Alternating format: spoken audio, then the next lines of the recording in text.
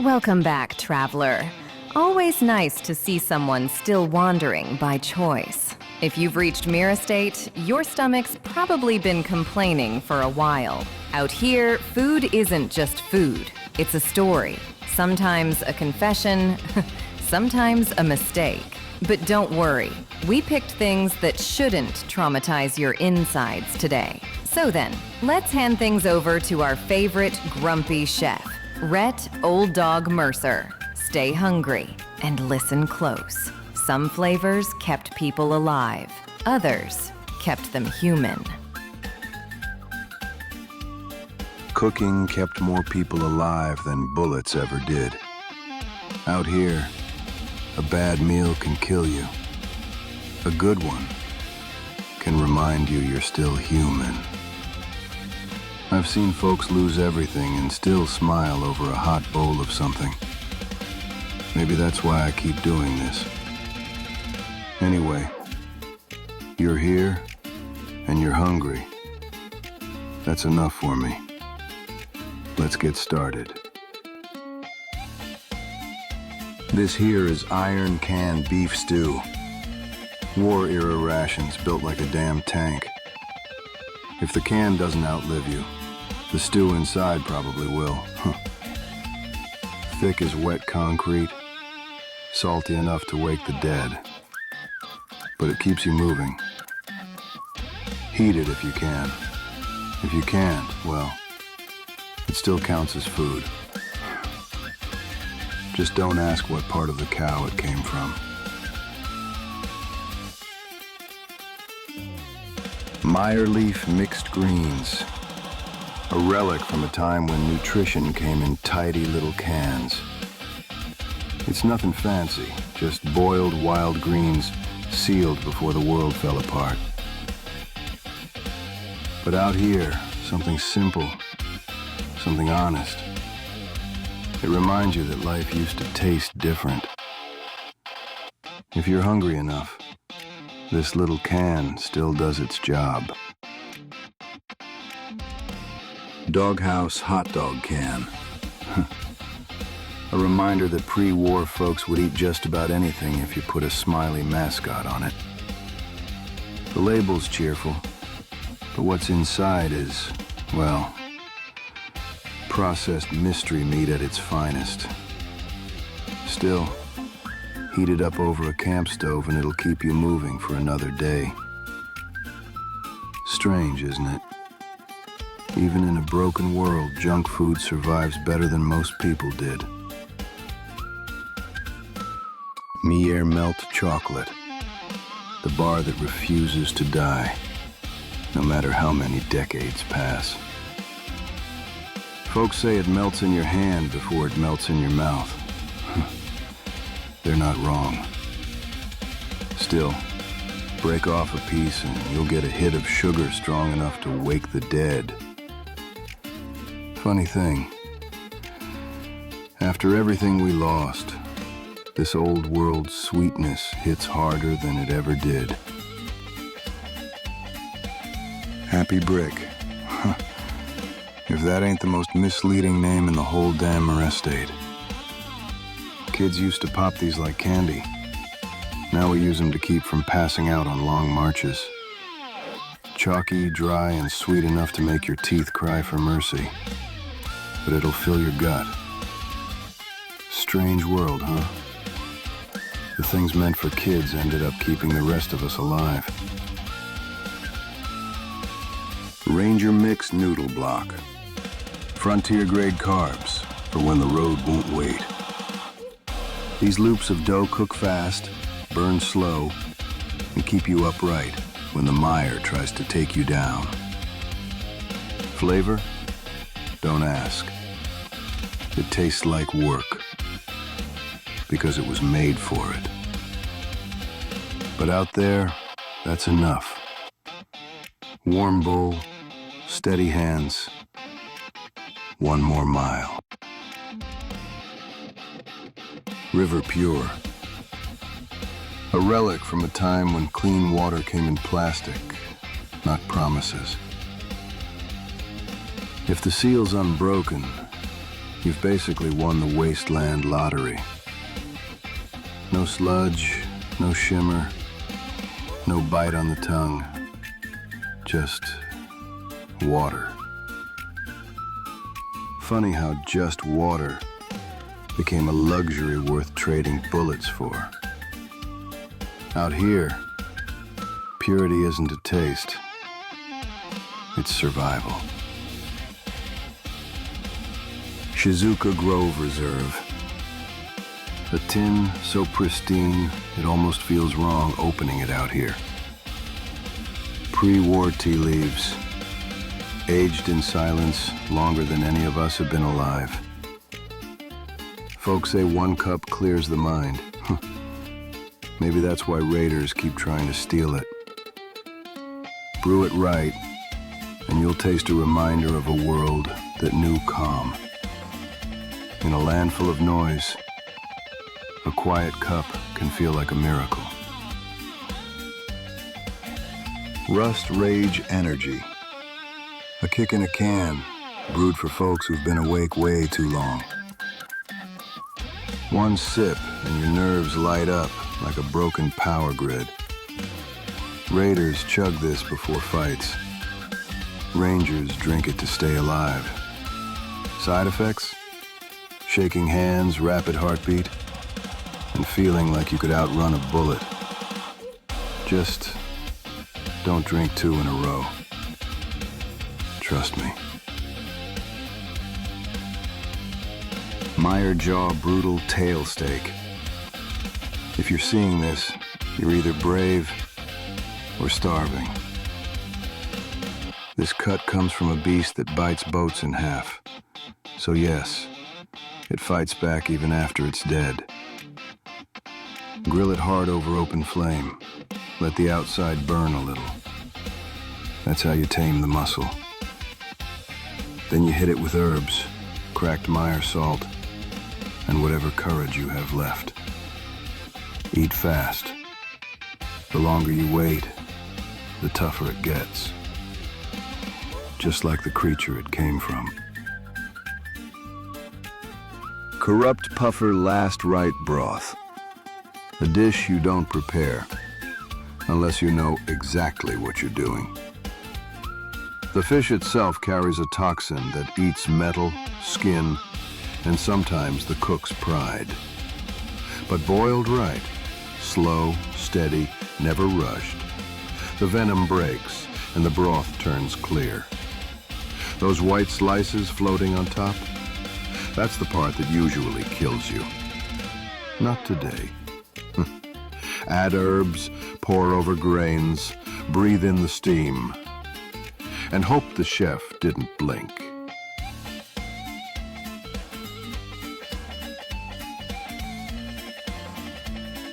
Swamp Roach Survival Fritters. A name that scares most folks off before they taste it. Funny thing is, once you grind the bugs, spice them, and fry them right, nobody complains. These patties kept more than a few wanderers alive when rations ran dry. Dip them in that orange sauce, close your eyes, and pretend it's something fancy. Just don't ask what part of the roach gives it that extra crunch. Spider Rat Smoke Skewers.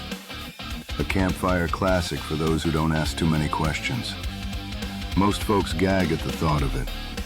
But once that skin crisps up, instincts win over pride. The trick is slow smoke. Rush it, and you'll taste every mistake that critter ever made. Season it right, turn it over a few times, and suddenly it's not half bad. For swamp meat. Just don't brag about eating it. People will look at you funny, even out here.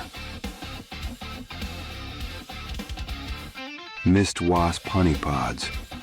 Delicate, glowing, and far deadlier before they hit the pot. Harvesting these things feels like stealing jewels from a nest that wants you dead. But steam them slow.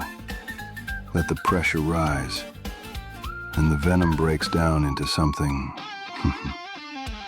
edible. The flavor? Sweet, warm, melts in your mouth, and tingles just enough to remind you it used to bite back. Eat too many, though, and you'll start seeing colors that don't even exist in nature. Mud chewer clay braised chunk. If it looks like a lump of danger wrapped in a landslide, that's because it is. First rule, don't touch the meat bare-handed before sealing it in clay, unless you enjoy nerve shock. Once packed tight in river clay, you bury it close to the fire and let the heat crawl through for hours. When the shell cracks, the smell hits like a festival and a fist fight at the same time.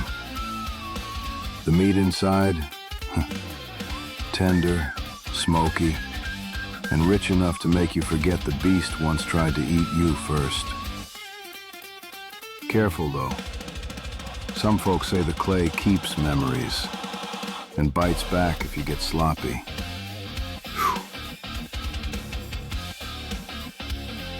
Radleaf Heritage Tea, a brew passed down by the wanderers who refused to break. They say its leaves grew in soil touched by old storms, holding just a whisper of the past. Don't let the rad tag scare you. This isn't poison, just a reminder of the world we crawled out of. When the steam hits your face, you'll feel it. Warm, steady, grounding. Take a sip, and you'll understand why folks call it courage in a cup. The trail is long, but a moment with this tea makes it feel walkable. Glow Leaf Steep, a cup that looks like it remembered how to glow in the dark world we live in. These leaves only shine when they're fresh, picked before dawn, while the swamp is holding its breath.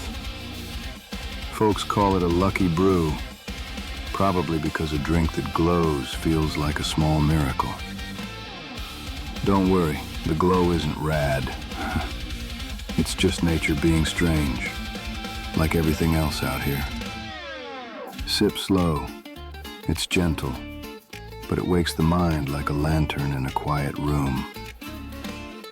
Out on the trail, a little light, no matter the form, can be enough to keep you moving.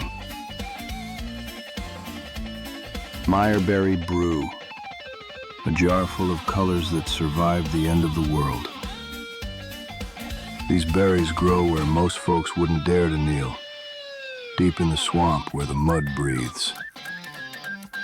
They say the brew restores strength faster than a night's rest. Guess that's what happens when nature gets desperate enough to survive. It's sweet, but with a bite, like it remembers the struggle it grew from. Out on the trail, a drink like this can keep you standing when the world wants you on your knees. Meyer Brew Tonic. The swamp's idea of a wake-up call. Don't let the soft bubbles fool you. This stuff bites harder than a swamp rat. They ferment it in clay pots buried deep in the muck where the ground stays warm. Folks say 1 sip clears your head, 2 sips clear your sinuses, and 3, well, you start seeing colors you didn't know existed. It's sour, sharp, and alive, like the swamp itself is punching you awake. But on a cold night on the trail, this tonic keeps your fire burning long after the embers fade. Gatorshine Spirit, swamp-born liquor strong enough to make a grown hunter pray. They say the recipe comes from old moonshiners who vanished in the bog decades ago.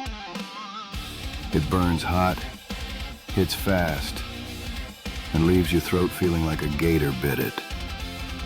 But the kick isn't what scares folks. It's the clarity that follows. 1 glass and the world sharpens. 2 glasses and your past starts talking back.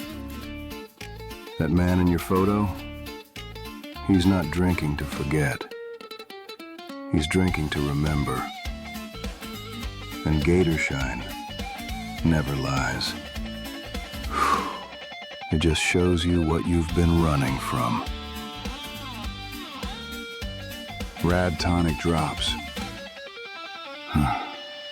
The bottle every rookie scab thinks will save their hide. They call it a radiation cure, but it's closer to a glorified vitamin drip. A few drops calm the shakes, clear your head, maybe stop your teeth from loosening.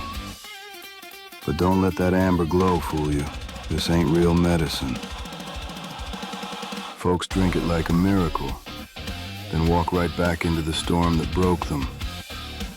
Me? I use it for what it is. Comfort.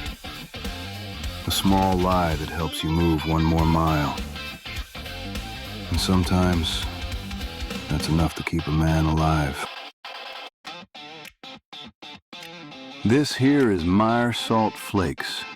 Swamp-born crystals scraped straight from the evaporation beds. Looks harmless, but one pinch too much and your tongue will swear revenge. Hit it with heat and the flavor sharpens up, like the swamp suddenly learned manners. Use it right and even wasteland stew starts tasting like a real meal. But dump it on carelessly and you're basically drinking swamp brine. This is sun-crust rock salt. Desert-born crystals baked under a century of fallout sunlight. Crunchy as gravel, bright as sunrise, and twice as stubborn. Shave it thin and it brings a clean punch of salt that cuts through any wasteland stew. Travelers use it to keep meat fresh, or to stay awake on long marches. Just don't bite it too hard unless you like breaking teeth in the desert. This here is bog root fire paste, a swamp-born condiment that thinks it's tougher than you. One spoon of this stuff and your tongue starts negotiating its will to live. Folks say it's made from a root that boils even when the fire's gone. Add it to a stew, a roast, or an enemy's canteen. Flavor hits just the same. Just remember, it's called fire paste because the burn shows up twice.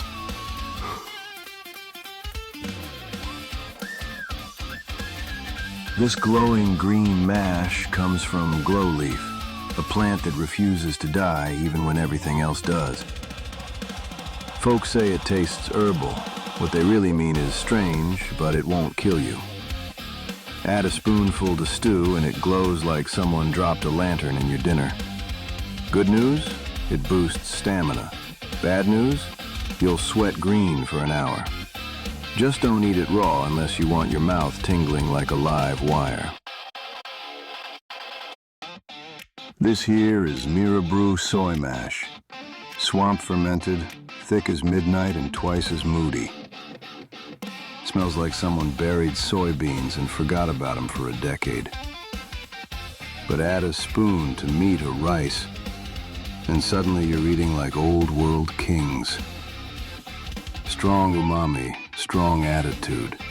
It doesn't ask for permission. It just takes over. Just don't drop it on your clothes. The stain lasts longer than most settlements. This is swamp tomato ferment. Bright, sour, and mean enough to wake a corpse. Comes from tomatoes that survive the mire, which already makes them suspicious. But smear it on grilled meat, and suddenly the world feels a little less hopeless. Thick, tangy, full of attitude. It doesn't enhance food. It dominates it. Just don't drink it straight. Not unless you want to see colors that don't exist. This is Ghost Fire pepper oil, the only condiment that actively fights back. Made from peppers so hot the plants wear warning signs. 1 drop wakes you up. 2 drops open your sinuses. 3 drops, well, that's between you and your maker. But used right, it turns bland meat into a warrior's meal. Bold, burning, unforgettable. And if some fool tells you it's not that spicy, let him try a spoonful. This is sting moth powder, dried wings from a swamp moth that really hates being touched. The powder smells harmless, right up until it hits heat. Warm it and it blooms into a sharp kick of spice that stings your tongue like tiny needles. Hunters use it to stay awake on long night watches. 1 pinch and you won't be dozing off. Just don't inhale it. That's advice and a warning. This is mist wasp honey, syrup harvested from wasps that build hives in toxic fog. Sweet on the tongue, but it carries a strange coolness like breathing cold mist. Locals drizzle it on roasted meat to cut through the heaviness. Works better than it should. Just remember, mist wasps don't give up their hives easy. Someone bled for every bottle you see. Treat it with respect, or the wasps will come looking for you next. Meyerberry essence, a thick, sour, sweet extract pressed from berries that only grow where the water never stops moving. Smells harmless, but 1 spoonful can wake you up harder than a gunshot at dawn. Travelers mix it with clean water to stay alert on long marches. It keeps the mind sharp, maybe too sharp. Just don't drink it straight. Your stomach will remember that mistake longer than you will. Use it right, and it's a friend. Abuse it, and it bites. Simple as that.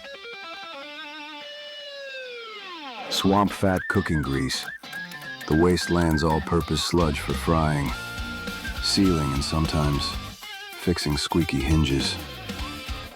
It smells like wet metal and old boots, but it burns clean. Mostly. Folks scoop it straight from the can when food runs thin. Warm it up, add salt, pretend it's soup. Survival makes poets of us all. Just don't ask what creature it originally came from. No one knows. And the ones who guessed don't guess anymore. Still, it keeps your pan seasoned and your stomach barely satisfied. So it earns its place on the shelf. Gator render tallow, the swamp's favorite way to turn a dangerous beast into breakfast, lunch, and emergency candle fuel. Scoop it cold and it's a paste. Heat it up and it becomes something between butter and industrial sealant. Folks swear it adds depth to stew. Personally, I think that depth is fear. But hey, flavor is flavor. Spread it on hardtack, rub it on a pan, or barter it to someone with no sense of smell. Just remember, if it jiggles, it's fresh. If it crawls, it's too fresh. Mirrorhorn rib steak. Thick enough to stop a knife, tender enough to make you forget the knife broke. Locals say it's best cooked rare. Mostly because cooking it well done requires a blowtorch and an afternoon. Marbled with swamp-fed fat, tough from a lifetime of smashing trees. Real wasteland character in every bite. Locals say rare is the way to go. Not because it's safe, but because trying to cook it through is a losing battle. Just make sure it's warm in the middle. Cold and bloody means it's still arguing back. Warm rare, not raw. That's the sweet spot. And remember, if the steak starts moving, that's not freshness. that's a problem.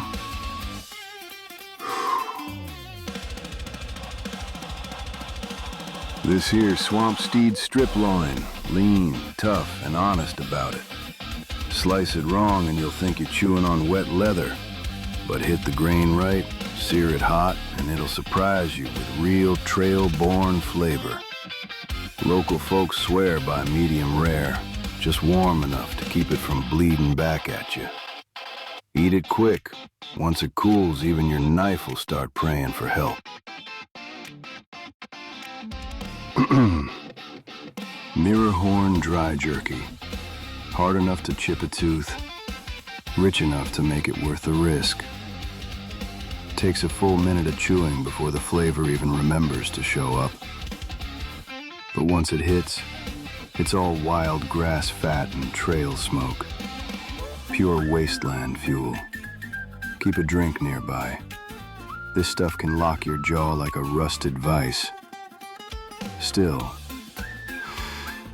nothing beats it on a long walk when the world's real quiet.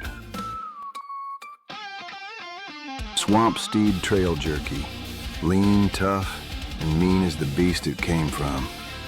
Chew too fast and it'll fight back with splinters sharp enough to wake you up.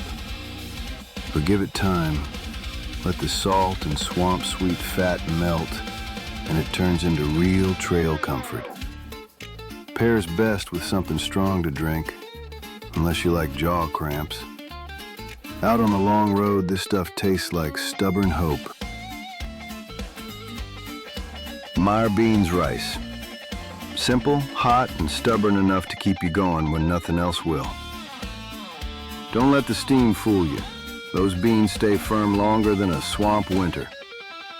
Mix it right and you get warm starch, earthy sweetness, and that trailside comfort only real food gives. Eat slow. Burn your tongue and you won't taste anything for the next 3 miles. Cheap, filling, dependable. About as honest as wasteland cooking gets. Swamp seed pilaf. Simple, hot, and honest.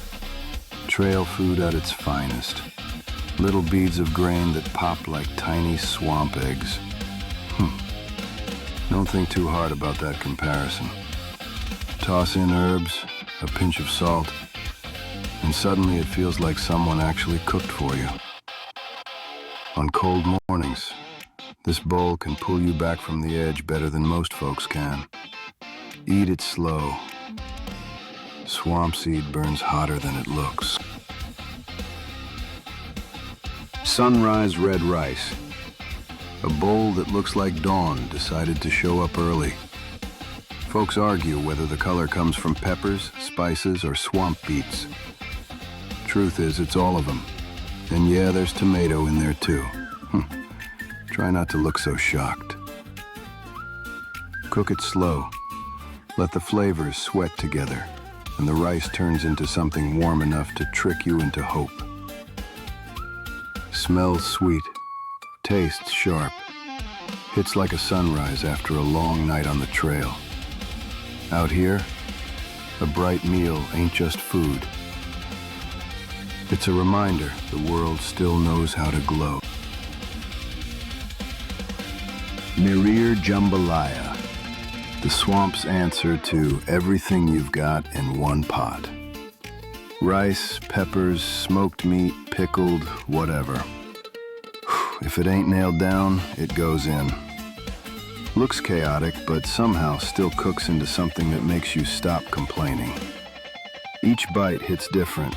Bright veg, deep smoke, sharp herbs, like the swamp trying to tell a whole story at once. Eat it hot. Let the steam punch you awake before the flavor finishes the job. And remember, a meal this loud means you're still alive enough to taste it. That counts for something out here.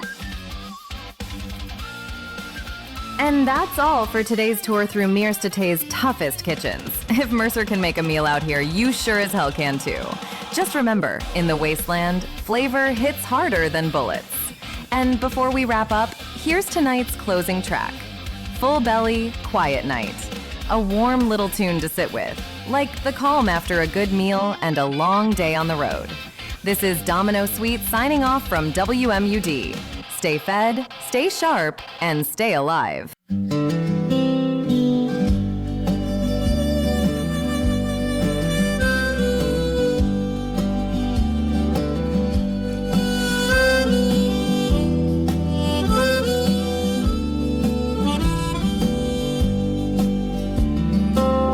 Out here in the wasteland, we fight all day,